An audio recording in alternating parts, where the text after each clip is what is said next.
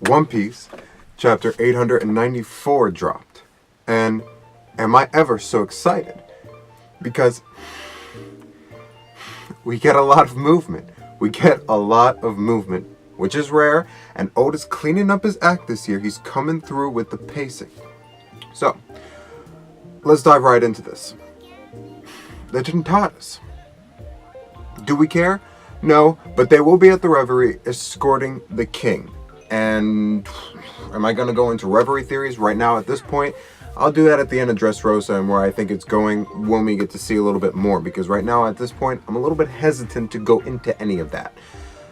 Moving on, we begin with Rayleigh. And you know how I am. I'm a school student. When I see Rayleigh, I get the pen and the paper out and I start writing down notes because we get some reveals. Luffy is more inclined to learn the other realm of observation haki, which is the feeling realm, the feeling of other people's emotions, which, if you think about it, that makes a lot of sense because Luffy is not we're gonna say he's not the brightest light bulb. He is really good at connecting with other people and striking a chord with people's emotions and getting people to follow him. So that was cool. That was awesome. That we know that now for facts, and that is something we could have speculated, and that's something that most people would come to the conclusion of.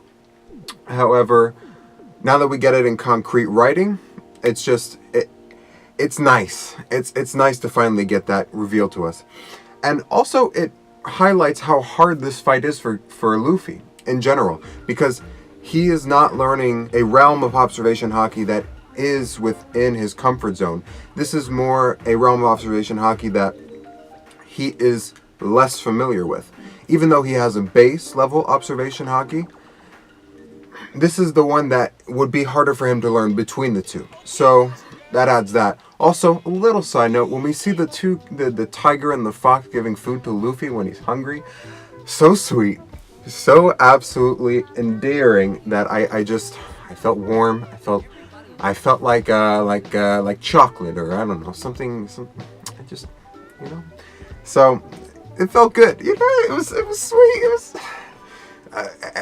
cute animals strike a chord with me, as it should with everyone. Rayleigh states that seeing glimpses into the future will gain you more notoriety in the new world, just as far as being a strong fighter, and not in a false sense like a Buggy D Clown, but in a real actual, like, these dudes are dangerous and these dudes are top tier.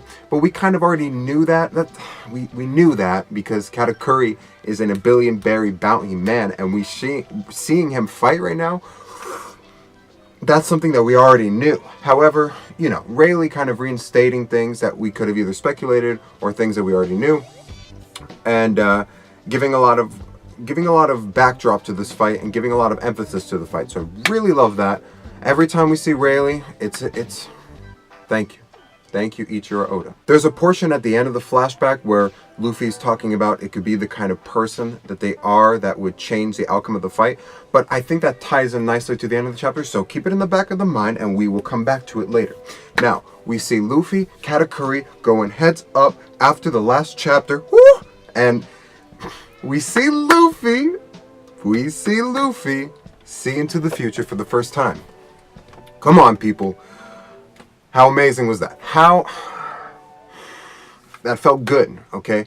And it makes sense because he's been fighting for a couple hours. He's been going hard. He's been going ham, cheese, bacon, croissant. And it's nice to see Luffy's growth now coming in. It's strange because 2 chapters ago, he was barely dodging, and now he has this new growth of energy, just going ham, just dodging like crazy, seeing the future.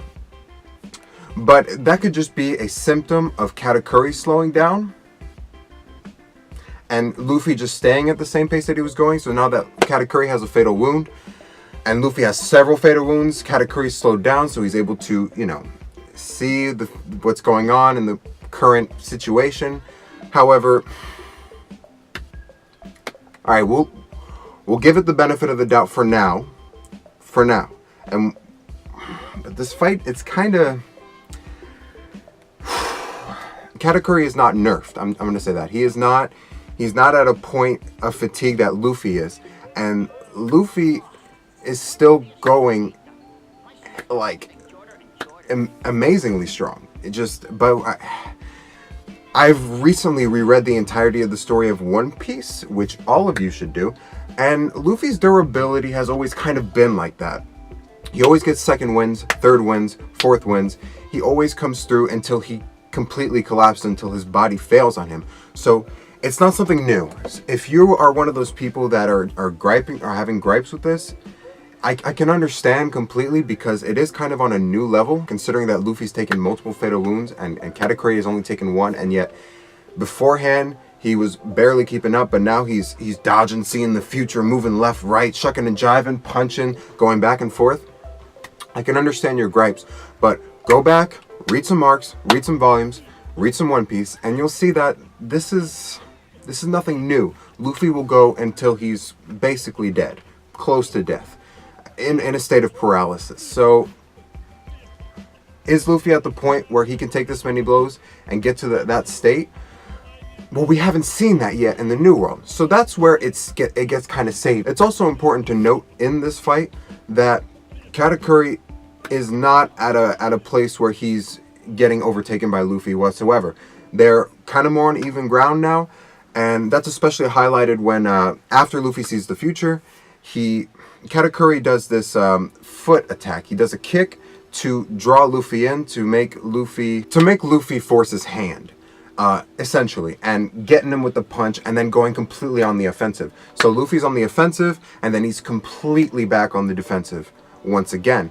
And the armament haki swing, we see it prickling. Now, I don't know if that's a symptom of armament haki clash and that's just kind of pain, or if that's genuinely alluding to Luffy having a fracture, or if his arm's fucked up. But then we see that Luffy's still dodging with that arm. He's still coming through with the dodges. So I don't know what that prickling is. I'm gonna say it's the confrontation of a haki stronger than another, and that it's just pain. But it seems like that Luffy's arm it's fractured. It's a little bit broken. It might be. We don't know. We don't know, because Luffy's still using it, and he's still about to go Gear 4. Don't get ahead of yourself. We see Katakuri use Grilled Mochi, a new move with fire enhancement.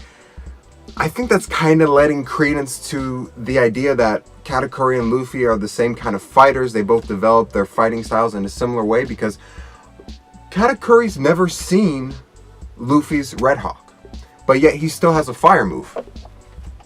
So that's kind of hearkening to, that's kind of alluding to, that's kind of giving proof to the idea that Luffy and Katakuri are similar types of fighters. Perhaps. Maybe I'm reading too deep into that. But the fact that he's a fire enhanced attack, and just and by the way, when that hit, I felt that in my bones, okay? I felt that in my Soul King bones, and that hit was devastating. However, Luffy still just gets up. Luffy's still coming through, getting up, and launching a barrage of attacks. And that barrage of attacks caught Katakuri off guard. We see him throw a punch, but Luffy dodging. So again, Luffy coming on an offensive. Katakuri and Luffy are going back and forth at this point. It makes sense for the flow of the fight to get to this point, because they're both exhausted. I think I'll have to go back and reread the fight in its entirety to get more of a feel for what's going on, because reading it chapter to chapter, last chapter it was like, damn, okay, they're even. But now that I'm seeing them even, it's still a little bit unsettling. But because I know it's One Piece, and I know Luffy's durability is on another level, considering his fruit, considering his upbringing, considering the immense amount of training that he's had throughout the entirety of the story, I'm gonna say that it's legitimate. His durability, we can say it's legitimate, because we see him at this point, he's going to the point of complete exhaustion. He's gonna get there. We're going to that. We're gonna reach that destination. Then we cut to the chiffon thing. They're not going to Liquor Island. They're going to Puff Island. We're just getting rid of Big Mom. That's essentially what's going on there. I saw that some people thought that, they would use Liquor Island and the fire, and no, chiffon's gonna lead them farther away. We don't have to worry about Big Mom anymore. which is nice, which is amazing. Thank God Beige is here in this arc. Then we get the Straw Hats going up against Smoothie, and the fact that Smoothie got bigger and we don't know how, I'm gonna say it's a devil fruit thing.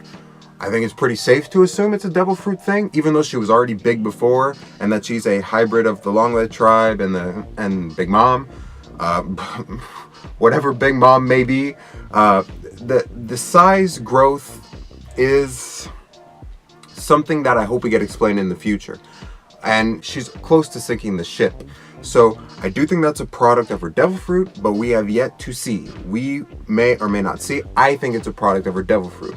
Then we see Jinbei. He's trusting his navigator. Of course, obviously it's the Straw Hats. They're going in, they're going hard, and they're going to a different location, I'm assuming, than where Sanji's going, because Sanji's going to Cacao Island. So at this point, Sanji's saying, I'm going to save my captain. And how he's going to do that, is he just going to charge in and start Diable Jam all up on the fleet and the squads? I highly doubt that, okay? Sanji's an amazing fighter, and he's not really that tired at this point, but let's calm down. He's not going to take out all those kids. Charlotte Oven, Charlotte, what was the ones we saw? We saw plenty of kids get revealed this chapter, but I'm not going to, like, keep a catalog of all of our children, because there's, like, what, 80 kids, or I think it's 80. I think it's 80, or 40. Something around there. A lot of kids. I ain't the daddy. I don't got to remember these names.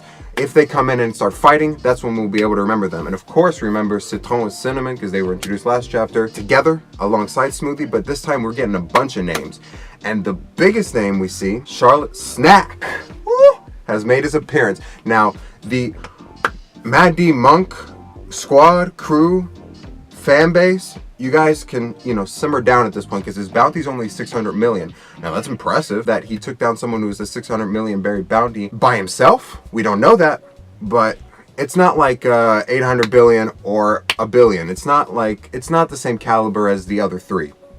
That's what I'm being led to assume here, just by his bounty. I'm interested to see what he does, but I don't think he'll do much, because we got Charlotte Smoothie already. Why would we need to introduce Snack into the fray? This arc is already long enough. It's time to move on. Sanji's gonna save Luffy. Let's get out of here. What is his plan? Ooh, what is his plan? Sanji's plans always catch me off guard. Sanji's plans always keep me interested in the story, if I'm being frankly honest. And Sanji's intelligence is something that we should always be on the lookout for. So, what's gonna happen? I think he's going to swoop in there. I don't think he's going to Diable Jam his way. He could speed blitz his way in. I mean, just boom, boom, boom, boom. Save his captain. And because he did disappear right in front of everybody's eyes. And then reappear back on when they were taking the cake to the ship. Remember that moment, the boom, boom, boom. He instant transmission. His speed is on another level. So that's probably what will happen. I don't think he's going to fly with Pudding into Cacao Island, because Pudding, I don't think she's just going to straight up betray her family at this point, or join the Straw Hats. Even though last chapter, when we saw her with the rest of the Straw Hats, she kind of fit their goofy looking dynamic, because it's kind of all the goofy characters this arc, besides Frankie. Not goofy, but like different or bizarre. Chopper, Brooke is there, Jinbei's there, Fishman. They don't look like humans. And she kind of looked natural amongst them.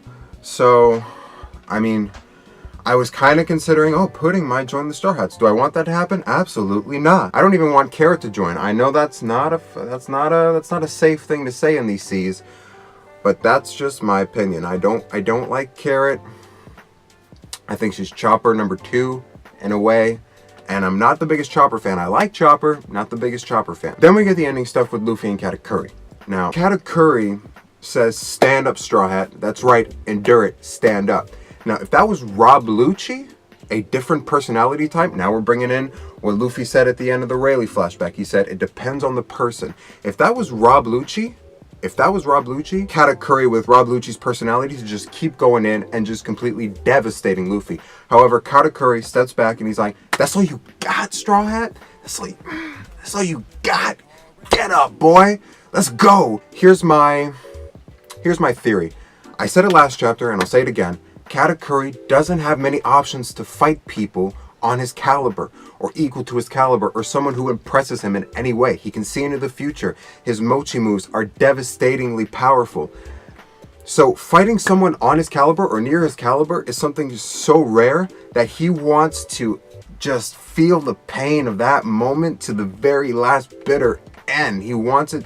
He wants to defeat Luffy in a way that Luffy is completely unable to move and he's still standing. He doesn't want to knock Luffy down and pummel him down and just barrage him into the ground and pretty much make another mochi grave. No.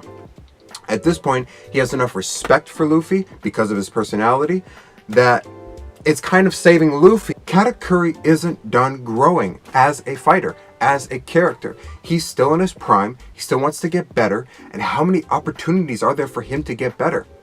Not many. I'm going to be honest, not many. So, that being the case with that, moving forward, Luffy says something interesting. He says, if you, and then Katakuri says, I've already answered you. I don't remember a situation where there is a question answer or a statement answer, a situation between Luffy and Katakuri where Katakuri said, if I take this blow, I'm gonna get knocked down. However, that's the way it's kind of being set up, like, if you take this blow, and Katakuri's like, I've already answered you. So I think that's more of Katakuri's pride coming out again, saying, I've already answered you. No matter what you throw at me, I ain't going down. No way.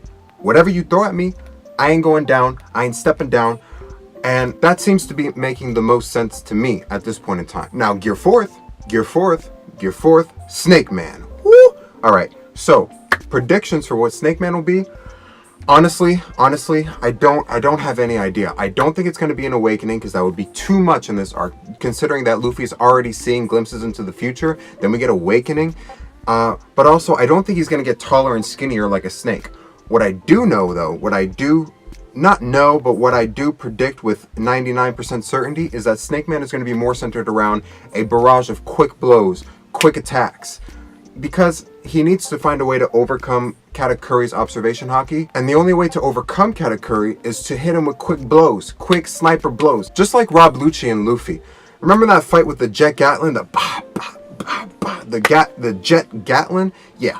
Kind of similar to that. He's going to be overcoming Katakuri's speed, but not really his speed, but his foresight. And also, I like what Echira Oda has done with Gear 4th, which is making it kind of this umbrella with a bunch of little different things inside of it. Little modes, little attack modes, because that gives us something to be hype about every single arc. Could that get old?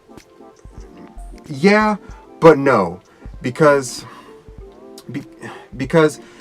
it's like getting a new gear every arc, basically, is what he's done with Gear 4th. And it's kind of silly. I like it. I'm hype. I'm excited to see it. However, him getting observation haki seeing into the future, as we saw at the beginning of this chapter, is already incredible. However, now he's going to pull out another gear. It is hype. It is exciting, but it's kind of overwhelming. It's kind of being shoved in. It's not a bad thing because it makes sense. It makes sense in the context of the story. However, it's a lot. It's a lot for Luffy to be able to do in this fight. But I already discussed that at length at the beginning of the review. So that is the review. That is it. That is all, folks. Let me know down in the comment below if I missed anything, if you noticed something that I'm not picking up on, and if you have any predictions as to what the future will be. Leave me a like or a dislike so I know if I'm doing good or if I'm doing bad, if I'm keeping you entertained or if you're bored out of your mind. And subscribe to join the crew. Subscribe, baby, to catch more of these types of videos and discussion videos. And I got something coming at you guys that, considering that we're at the end of the video, I'll talk about this real quick. I recorded about 5 hours of footage and only got halfway through a discussion video that I have been building for a month. So what I'm going to do is I'm going to break those off into episodes and then put them all in a playlist. So I'll release them individually and then at the end I'll put them all into a playlist so that they can be siphoned through and they can be all watched. Now, what is that discussion video going to be? I'm leaving that as a surprise. You'll have to see. And no live reaction this week because I value you and I value your time. And I'm not going to sit there and read the chapter to you for 11 to 15 minutes just so I can have another video. I'm not going to pretend to be overhyped by the mochi gatlin, or not the mochi gatlin, by the grilled mochi, when really it didn't really make me feel that much. The blow did, but him having a fire attack is not something I'm going to go, oh my goodness, because you deserve better than that. You deserve better content than that, and you deserve people who value your time. And I appreciate you spending your time with me here on this channel. So, that is it. That is all. I hope you guys are having a fantastic day, that the sun is shining and the tank is clean, and I'll catch you guys next time.